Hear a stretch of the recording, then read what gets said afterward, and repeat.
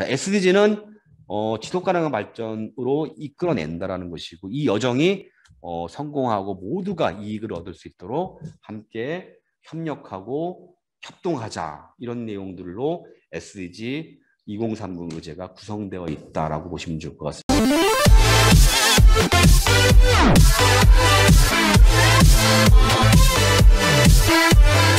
자, SDG가 보는 오늘날 우리의 세계예요. 이건 사실은 여러분들하고 같이 한번 얘기해 봐야 되는데, 자, 유엔에서는 혹은 2030 의제에서는 지금 현재 우리 지구, 우리 사회를 어떻게 인식하는가가 14항부터 15항 그리고 16항, 17항에 잘 나와 있어요. 14항에 뭐가 있냐면 현재 지구의 지속 가능 발전은 보다 큰 위기에 직면해 있다라고 얘기해요. 위험하다라고 계속 강조하고 있어요.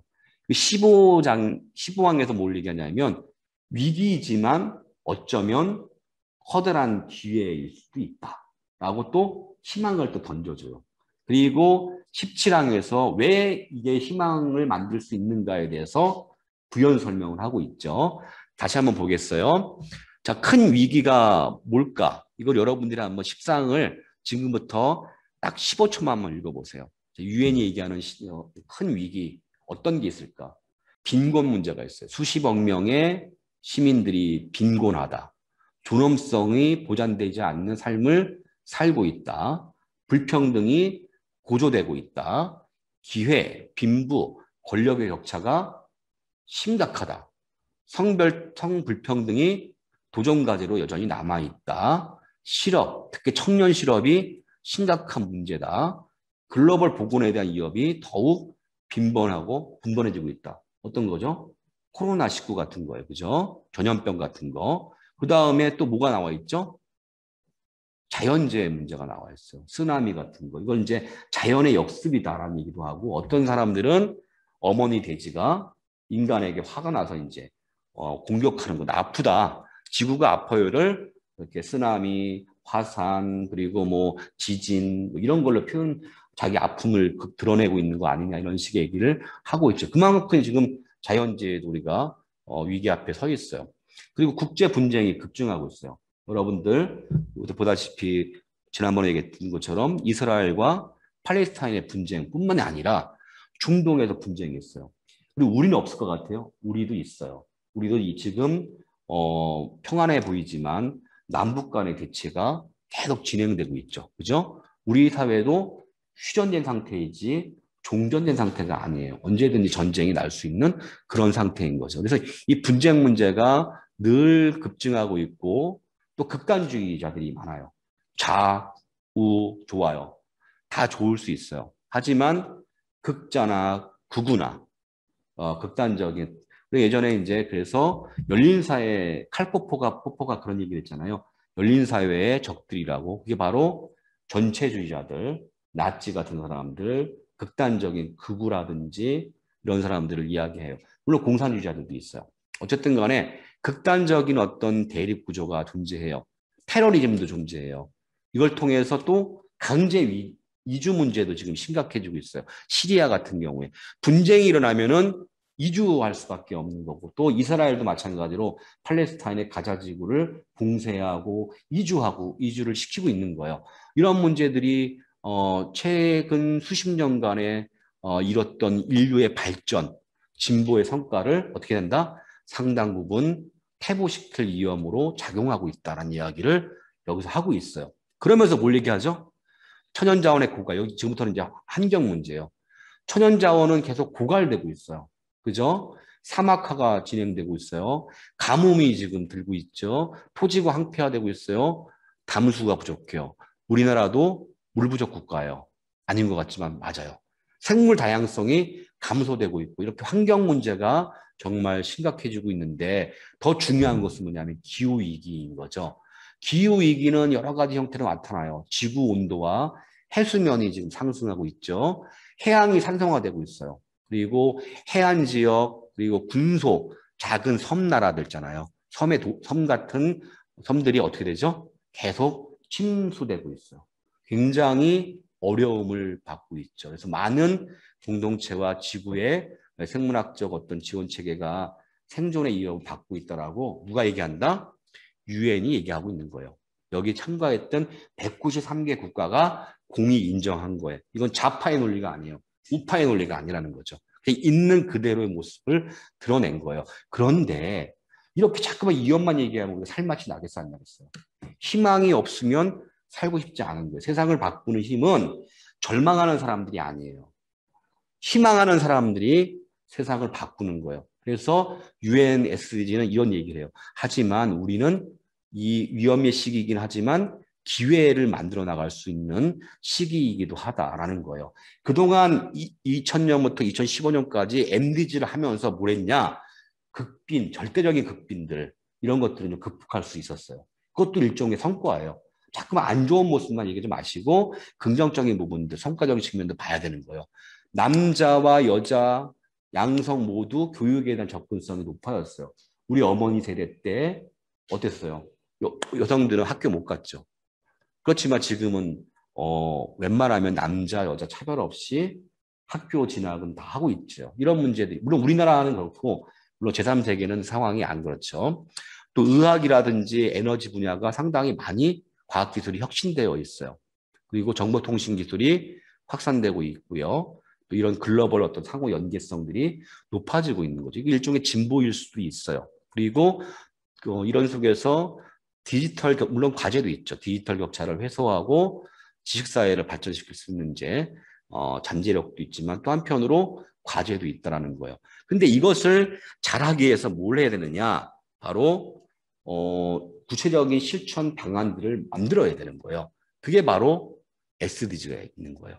그래서 여기 나와 있는 것처럼 새로운 목표와 세부 목표, 즉 SDG, 지속가능 발전 17개 목표와 169개 세부 목표는 통합적 접근 방식에 대한 결정이 반영되어 있고 밀접하게 연결되어 있고 우리가 보다 더 좋은 사회로 나아가기 위한 이행 방안들이 담겨져 있다라고 의제 2030 의제에서는 이야기를 하고 있는 거예요. 아까 제가 이제 서두에 말씀드렸던 것 중에 하나가 그 얘기였어요. 뭐였냐면 2030 의제가 10년을 더 갈 수밖에 없다. 그래서 SDG 2030이 아니라 보다 2040이 될 수밖에 없는 이유에 대해서 제가 좀 입증을 해드리려고 보여드린 거예요. 이건 뭐냐면 내년 SDSN이라고 있죠. 지속가능 발전 해법 네트워크라고 전문가 그룹, 유엔 전문가 그룹이 이제 늘 유엔과 함께 1년에 한 번씩 뭘 한다? 보고서를 만들어내요. 지속가능 발전 목표가 어디까지 왔는가에 대한 전 세계 평가 보고서를 만들어내고 과제들을 제출하는데 그 내용이 바로 이런 내용들이 있는 거예요. 작년에 굉장히 힘들었어요. 왜? 코로나19가 전염병이 확산되면서 어떤 문제가 생겼냐면 빈곤을 좀 더 증식시켰어요. 빈곤 종식에 대한 또 기아 종식에 대한 또 지속 가능한 농업에 대한 또 건강과 웰빙, 양질의 일자리 이런 부분들에 대한 심각한 영향들을 미쳤죠. 그러다 보니까 어떻게 됐죠? 여러 상태의 불평등이 많아졌어요. 불평등이 많아지고 또 돈이 안 도니까 사람들은 좀 그래요. 환경에 관심이 없어지는 거예요. 국가도 아유 너무 지금 경제 문제 이거 힘든데 어디 환경까지 고민할 수 있겠어? 라고 생각을 하는 거죠. 그러다 보니까 환경에 대한 기후 위기나 환경에 대한 대응도 늦어지게 되는 측면들이 있어. 그래서 전반적으로 SDSN과 유엔에서는 어떻게 판단을 하냐면 SDG 7에서 9번의 어떤 목표, 11에서 12번 목표가 많이 정체되었다. 이런 이제 표현들을 쓰게 되는 거죠. 이런 부분들 한번 여러분들이 고민해 보시면 좋을 것 같고요. 그렇지만 이제 그래서 뭘 해야 된다는 이야기를 하냐면요. 이런 거였죠. 글로벌 사례를 협력을 통해서 모범 사례를 좀 많이 확산시킬 필요가 있다. 그러니까 개발도상국의 자금 조달 메커니즘을 강화할 필요가 있다. 기아 문제 해결을 위해서 노력할 필요가 있다. 그리고 코비드-19로 인해서 이 사회 보장이 굉장히 약화됐는데 이런 부분이 강화될 필요가 있다라는 거고 또 한 가지가 백신 문제였어요. 백신 민족주의로부터 벗어나야 된다는 거죠. 그래서 이거는 이미 작년부터 백신민족주의에 대해서 유엔은 비판을 해왔던 거예요. 그래서 약이 필요한 곳은 어디나 백신이 지급될 수 있는 그런 관계망들을 만들어야 된다는 이야기들을 해왔던 거죠. 자, 이거 보시면 이거는 이제 오늘날 우리의 세계에 약간 이제 이어서 하는 거예요. 새로운 의제가 어떤 내용들을 담고 있다는 건데 18항목부터 34항목, 38항목까지가 바로 SDG가 하고자 하는 일들이에요. 새로운 의제, 여기가 이제 SDG 1번 목표부터 17번 목표까지가 구체적으로 포함되어 있는 거예요. 근데 재미있는 게 있어요. SDG 1번 목표부터 17번 목표는 16, 17번 목표를 제외하고 나머지 목표는요. 사람, 경제, 환경이 또 노도가 들어가 있어요. 그래서 OP축으로 나눠지고 더 세 개 기둥으로 있지만 각 목표도 마찬가지로 5개 축, 그다음에 3개 기둥으로 내용이 되어 있어요. 이따 그건 한번 여러분들이 내용을 검토하시면 좋을 것 같고요. 자, 이걸 보시죠. 지금 그래서 SDG의 지향들을 17개 목표들을 바로 이렇게 그림으로 그릴 수가 있어요. 지금 보시면은 참 오른쪽 하단에 보시면은 이게 SDG 몇 번 목표? 11번 목표예요. 자, 11번 목표는 지속 가능한 도시, 공동체를 이야기하고 있죠. 그게 중요한 거예요. 왜? 우리가 지속 가능 발전 협의회는 평택 지속 가능 발전 협의회죠. 왜? 평택에서 지속 가능 발전을 이행하고 실천하는 기구예요. 도시에서의 어떤 지속 가능성이 굉장히 중요한데 그 내용들이 여기 담겨져 있는 거예요. 저탄소 도시, 그다음에 여기 보시면은 자연 기반 도시, 그다음에 여기 이제 사람 중심의 도시 등등 여러 가지가 있죠. 회복력 있는 도시, 그리고 자연순환 도시, 등등해서 이게 바로 이제 지속 가능 발전 목표 17개 목표 중 11번 목표를 이행하기 위한 주된 내용들이 있는 거예요. 이게 바로 이제 SDG 2030 의지에 잘 포함되어 있다는 거예요. 그래서 뭘 해야 된다라는 것을 여기 지금 새로운 의지에서는 강조하고 있는데 첫 번째가 이거예요. 지속 가능한 도시, 지역을 구축하고 확장하는 거예요. 두 번째는 지속 가능한 발전을 기본적인 시 정책으로 일반화시키는 거죠. 그래서 지속 가능 발전을 국가 전략뿐만이 아니라 도시 발전 전략 그리고 기본 철학으로 수립해야 된다는 거예요. 근데 문제는 뭐냐면 17개 목표를 다 할 수가 없잖아요. 그죠? 그러다 보니까 우선순위가 있을 수도 있어요. 그래서 시급한 안건을 먼저 해결하는 것이 굉장히 중요하고 그리고 지속 가능 발전은 아까 얘기했던 다양한 이해관계자의 파트너십이라고 얘기했죠. 그래서 독불장군이 있는 게 아니에요. 집단적인 노력들이 굉장히 중요한 것이다라고 볼 수 있는 거죠. 그리고 이제 MDG와 SDG가 갖고 있는 차이점이 바로 여기 있어요. 지금 39항, 40항, 41항, 42항, 43항, 그래서 46항까지가 이행 수단이에요. 자, 뭐냐면은 MDG는 아까 말씀드렸죠. 이행 수단이 있어요, 없어요? 없을 거예요. 왜냐하면 해도 그만이고 안 해도 그만이에요. 근데 SDG는 해도 그만이고 안 해도 그만이 아니라는 거예요. 이것은 이 국가 간 보고를 해야 돼요. VNL이라고 하죠. 자발적 보고를 해야 되는 것이고 그다음에 지표를 개발해야 되고 그리고 모니터링 과정들을 밟는 거예요. 자, 39항에 그런 내용들이 잘 담겨져 있어요. 39항부터 46항. 건데 46항을 한번 보시죠. 자, 우리는 지속가능 발전 목표와 지속가능 발전의 달성을 지원함에 있어서 뭐가 필요하다? 충분한 자원과 적절성, 일관성, 효과성, 효율성을 갖춘 거버넌스 체계죠. 체계의 중요한 역할이 중요하게 강조되는 거예요. 그리고 지역적 맥락 속에서 이것을 어떻게 장기적으로 이행 실천할 것인가에 대한 계획과 모니터링은 굉장히 중요하죠. 지금부터는 이제 지속 가능 발전 목표와 세부 목표에 대한 이야기를 하게 될 거예요. 자, 지속 가능 발전 목표는 뭐가 돼 있다? 17개 목표였다. 1번부터 17번까지. 여러분들이 앞으로 가급적이면은 아마 이제 사무국에서 아까 수원에서 나왔던 번역본하고 환경부에서 나왔던 번역본 아마 올려줄 거예요. 그걸 여러분들이 보시면서 조금씩 한번 1번부터 17번까지 읽어보셔야 돼요. 이거 보시면서 뭘 해야 되시냐면 내가 관련되어 있는 나와 삶과 내 직장과 나의 어떤 관심사가 연결되어 있는 목표는 무엇인가를 보셔야 돼요. 이를테면 저기 앞에 계신 우리 그 김덕일 위원장님은 농사를 짓는 분이세요. 농민이 있어요. 그래서 2번 목표에 관심이 많아요. 기아 종식, 식량 안보, 그다음에 영양 상태 개선, 지속 가능한 농업에 대한 부분이에요. 이 부분들 특화시켜내는 거예요. 그리고 교사들이 있을 거예요, 아마. 아니면 평생학습 하시는 분들이 있을 거예요. 그런 분들 몇 번 목표가 되죠? 4번 목표예요. 모두를 위한 포용적이고 공평한 양질의 교육 보장과 평생학습 기회를 증진하는 거예요. 이 평생학습 증진은 지난번에 MDG와 다른 게 뭐냐면 세계 시민교육이에요. 지속가능 발전 교육은 과거의 공교육 문제만이 아니라 평생교육과 세계 시민의식을 어떻게 높일 것인가에 대한 부분들이 굉장히 많이 강조되어 있는 거예요. 그리고 여성단체 일하시는 분들은 당연히 목표 5번에 관심이 있는 거고요. 또 사실 오늘 이제 가슴이 아팠지만 얼마 전에 평택항에서 젊은 노동자가 죽었어요. 산재 사망을 했죠.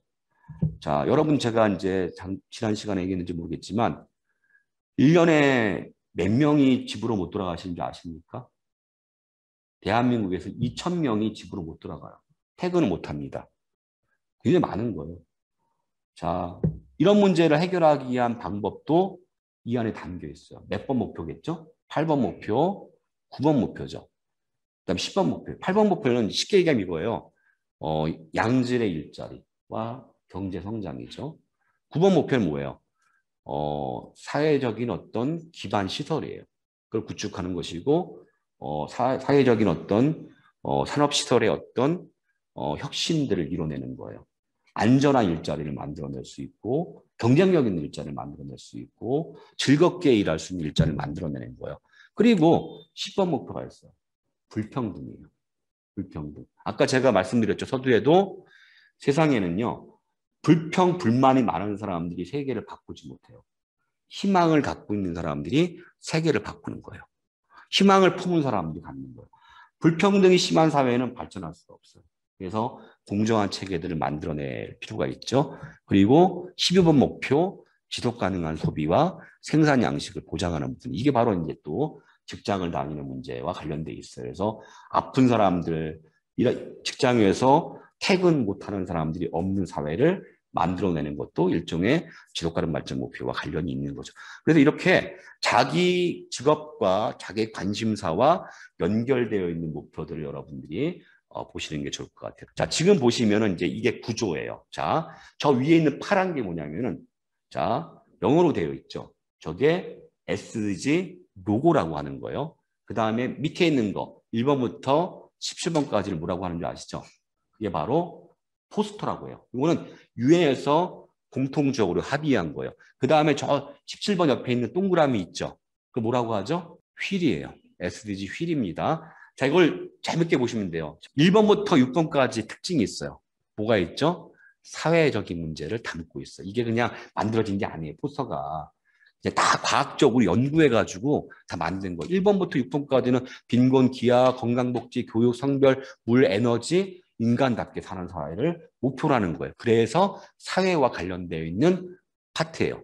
자, 그 다음에 뭐가 있죠? 7번부터 12번까지를 경제와 관련된 부분으로 보시는 분들이 많은 거예요. 고용 문제, 경제 성장, 생활 인프라, 최소한의 생활 보장을 넘어서 어떤 삶? 더 나은 삶. 더불어 사는 사회를 위한 목표가 바로 두 번째 계단에 있는 거예요. 세 번째에 있는 그 계단은 뭘까요? 바로 환경과 관련된 부분이고 그중에 16번, 17번은 뭐다? 틀이에요. 프레임워크인 거예요. 이것을 아까 잘 수행할 수 있는 접근 방법이다라고 보시면 돼요. 그래서 이 16번, 17번은 이렇게 되어 있어요. 지속 가능 발전 목표를 달성하기 위한 세계 영역 아까 했죠. 사회, 경제, 환경, 기둥과 모든 사람, 모든 장소에서 폭력을 근절하고 오늘도 협치회의 있었죠. 평택에서 평택 협치회의가 있었는데 협치의 강화. 그다음 요즘에 최근에 많이 뜨는 게 뭐예요? 기업의 사회적 공헌이 있죠. ESG 투자예요. 협동을 위한 목표가 바로 여기에 담겨 있다라고 보시면 돼요. 자, ESG 투자는 이따가 누가 이제 하실 거냐면 며칠이죠, 우리가? 이응영 교수님께서 SDG 경영, ESG, ES 투자에 대해서 많이 말씀을 하실 겁니다. 아무튼 그때 더 자세한 이야기를 하도록 하겠습니다. 자, 세부 목표예요. 이제 아까 얘기했던 것처럼 그게 이 169개 세부 목표가 있죠. 지금 이제 오른쪽 그림을 보세요. 자, 1번 빈곤 종식이에요. 그리고 목표는 모든 곳에서 모든 형태의 빈곤을 종식한다 라고 되어 있는 게 바로 1번 목표인 거예요. 거기에 1-1, 1-2, 1-3 쭉 나와 있죠. 그게 바로 세부 목표라고 하는 거예요. 근데 여기 재밌는 게 있어요. 저거는 1-1인데 왜 1-5 밑에는 A, B로 되어 있냐라는 거예요. 뭘까요? 자, 목표와 구체적인 세부 목표를 제시했다고 해서 문제가 끝나는 게 아니에요. 그렇다면 MDG 꼴라는 거죠. 자, A, B는 뭐냐면 이행 수단인 거예요. 자, 이 목표를 수행하기 위해서 뭘 해야 될지를 구체적으로 적시한 게 A, B예요. 그게 바로 이행 수단이다라고 보시면 좋을 것 같아요. 지표예요. 자, 지표는 이 목표가, 세부 목표가 얼마만큼 진전되어 있는지를 확인해 주는 거예요. 그죠? 지표는 굉장히 많이 작성돼요. 그리고 세부 목표와 세부 지표는 어떻게 된다? 현지화 시켜야 되는 거예요. 어떤 현지화? 지역과 나라의 실정에 맞는 세부 목표와 지표를 갖는 거죠. 자, 지금 세부 목표는 지표는 231개예요. 얼마 전까지 여러분이 232개로 알고 있었는데 제가 다시 번역을 했어요.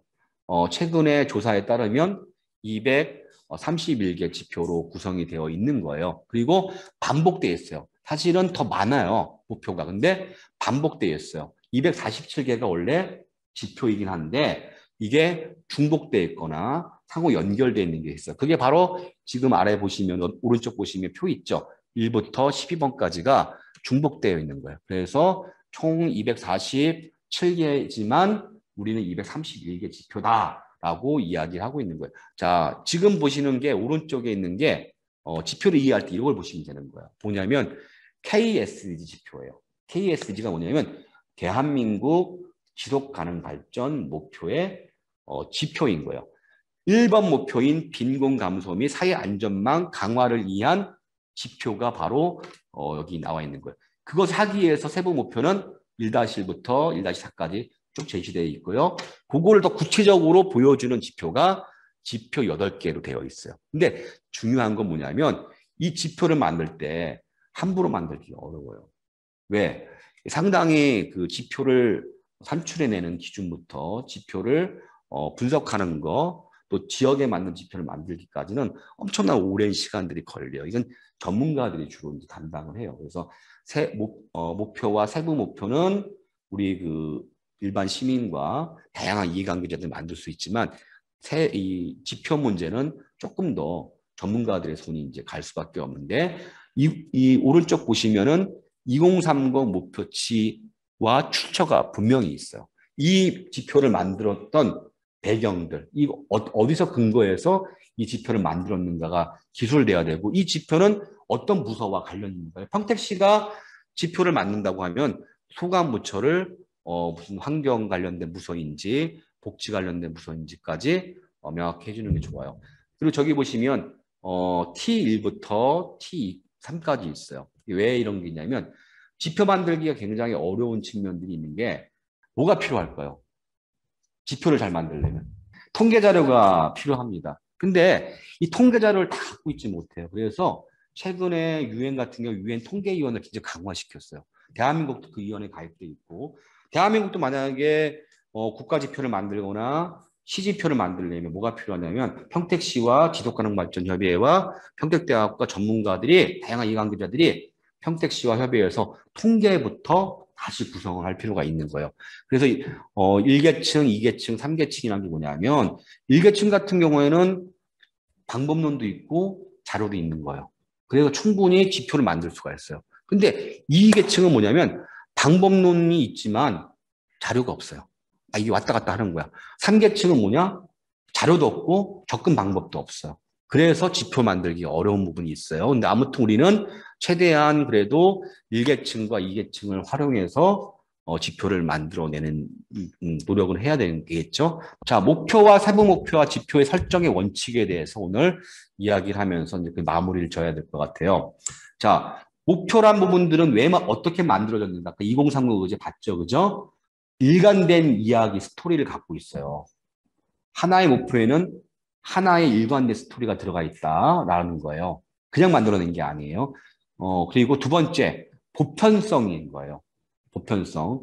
주관적으로 만들어진 목표가 아니라 모든 세계에 적용해도 다 동일시 될 수 있는 게 목표로 만들어지는 거예요. 그 다음에 규범들을 갖고 있는 거고요. 그리고 길면 안 돼요. 조례 제정도 제가 어저께 시흥시 조례 관련해서 토론회 갔다 왔는데 자문위원으로 갔다 왔어요. 근데 거기서 제가 그런 얘기했어요. 조례를 봐도 길게 되어 있으면 사람들이 좋아할 거예요, 싫어할 거예요. 읽을 수 없어요. 이제는 간결하고 명확하고 또 중요한 것이 부정적 언어가 아니라 동기를 부여하는 방식으로 목표를 만들어야 된다는 거예요. 그리고 모든 이해 당사자들이 행동할 수 있고 모든 이해 당사자들에게 적용 가능한 것이 바로 목표다라는 거예요. 이런 거 참조하시면 되고 세부 목표는 마찬가지지만 보편적이에요. 하지만 어떻다? 현지화해야 돼요. 그렇죠? 그래서 뭐다? 융통성이 있어야 된다. 그러니까 이를테면 아프리카의 세부 목표와 한국의 세부 목표 같을까요? 안 같을까요? 아, 주무관님. 예, 다르죠. 맞습니다. 잘 말씀하셨는데요. 그렇죠. 이를테면 우리의 빈곤선 문제 지난 시간 얘기했죠. 1.25달러, 1.95달러가 빈곤선이 될 수가 없죠. 대한민국에서는. 하지만 동남아시아에서는 아프리카에서는 그럴 수 있죠. 이건 뭐냐면 지역적 맥락과 도시의 상황들, 국가의 어떤 GDP, GNP 이런 것들 다 고려해서 융통성 있게 만들어져야 된다는 거고요. 또 한 가지 SDG는 관념의 산물이 아니다. 오했죠. 행동 지향적인 것이기 때문에 세부 목표는 뭐뭐뭐 합시다가 되는 거예요. 함께 합시다라는 거예요. 그죠? 그게 중요하다는 거예요. 자, 지표 부분들은 분명하고 간단하. 이건 이제 여러분들이 앞으로 우리가 이제 지표 개발 문제도 이제 올해 내년에 이제 이야기 되니까 한번 논의해 보시면 좋을 것 같고요. 자, 저거는 이제 SDG 구성책이에요. 자, 17개 목표, 169개 세부 목표, 231개 지표가 있다. 이렇게 보시면 돼요. 자, 2030 의제의 이제 구성과 주요 내용이요. 오늘 여러분들 새로운 방식의 수업을 하신 거예요. 그죠? 그동안에 일방적인 강의가 아니라 우리가 2030 의제를 다 본 거예요, 이제. 2030 의제가 어떤 내용을 갖고 있는지를 본 거죠. 자, 이 구조를 다시 한번 분석해 보면 이렇게 돼 있어요. 2030 의제에는 인류가 대처해야 될 과제를 적시하고 있다. 두 번째, 오타 하나 있는데 누구도 소외되지 않는다라는 부분들을 강조하고 있다는 거예요. 그리고 우리가 유엔에 가입되어 있는 거죠. 유엔과 유엔의 가치관들이 담겨져 있다. 새로운 의제의 역사적인 의미에 대해서 설명되어 있다. 또 지속가능 발전 목표는 극단적인 게 아니에요. 이를테면 그 급진적 생태주의나 또 이윤을 추구하는 경제지상주의로부터 거리를 둬요. 그래서 인간 중심적 발전적 접근이라고 이야기도 해요. 이것은 뭐냐면 아까 얘기했던 세계 기둥을 조화시킨다는 의미예요. 그 다음에 마지막 이야기인데 인류와 우리 지구의 미래는 누구한테 있다? 우리 손 안에 있다. 자, 우리가 합심하고 우리가 깨우치면 이 문제를 해결할 수 있다는 거예요. 미래 세대에게 광명을 전할 오늘날 젊은 세대의 이 문제 해결에 열쇠가 있다라는 거예요. 자, SDG는 지속 가능한 발전으로 이끌어낸다라는 것이고 이 여정이 성공하고 모두가 이익을 얻을 수 있도록 함께 협력하고 협동하자 이런 내용들로 SDG 2030 의제가 구성되어 있다라고 보시면 좋을 것 같습니다. 자, 여러분 다시 한번 말씀드릴게요. 공부라는 게 어떤 거다? 읽어야 된다. 그냥 듣는 거, 영상으로 느끼는 거, 이미지로 받아들이는 것은 진짜 내 공부가 아닙니다. 반드시 읽고 생각하고 쓰고 이 과정들이 반복되고 그럴 때만 이제 내 것으로 된다는 것을 강조하면서 일단은 강의를 마치도록 하겠습니다. 네, 수고하셨습니다.